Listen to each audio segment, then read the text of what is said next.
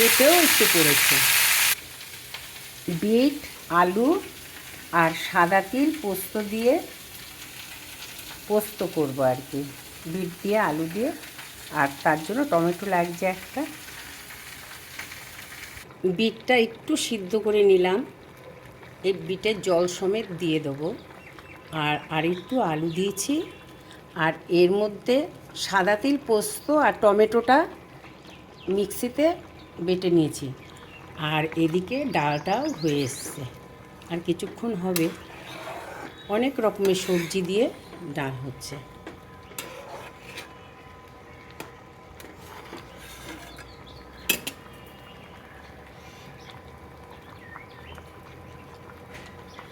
কড়াতে তেল দিয়ে দিচ্ছি। পোস্ততে একটু তেল বেশি লাগে। কালো জিরে দিচ্ছি।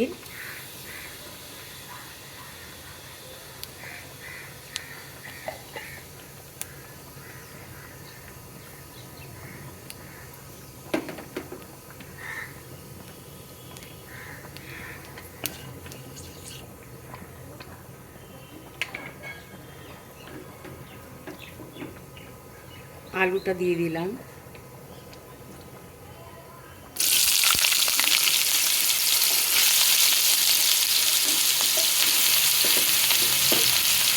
পোস্তর তেলটা ভালো করে না হলেও কোনো অসুবিধে নেই।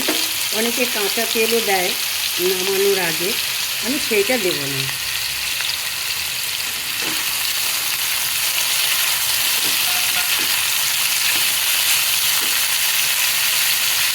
অল্প করে হলুদ দিয়ে দিলাম, একদম অল্পই দিয়েছি।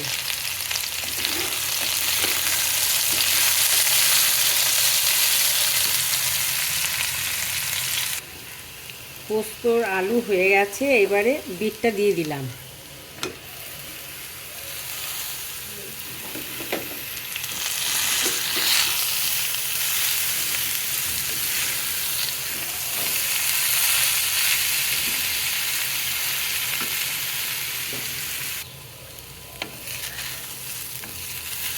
বিটটা ভাজা হয়ে গেছে, এবার পোস্তটা দিয়ে দিলাম।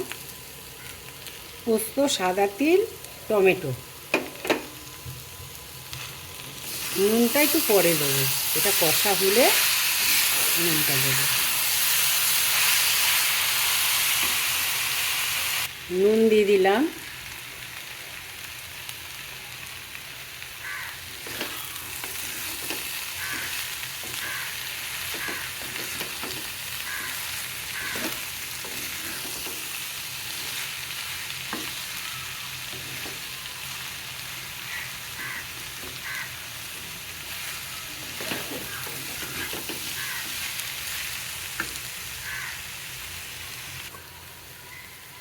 আমি এই জলটাই দিয়ে দিচ্ছি, বিটের জলটা।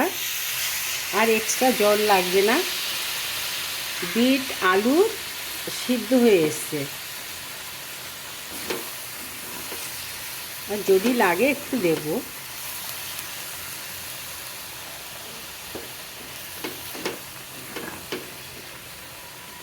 আর একটু জল লাগবে, আমি গরম করেই জলটা দেব।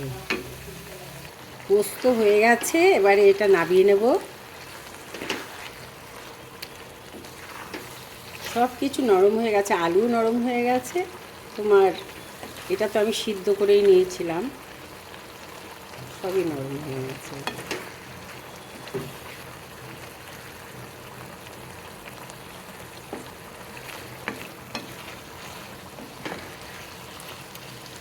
নিভিয়ে দিলাম গ্যাস।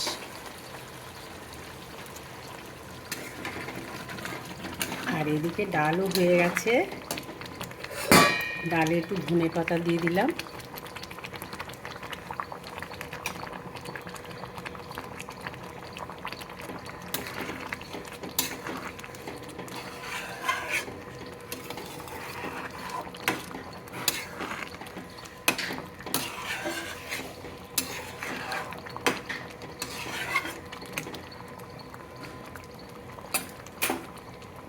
বিট আলুর পোস্ত হয়ে গেল।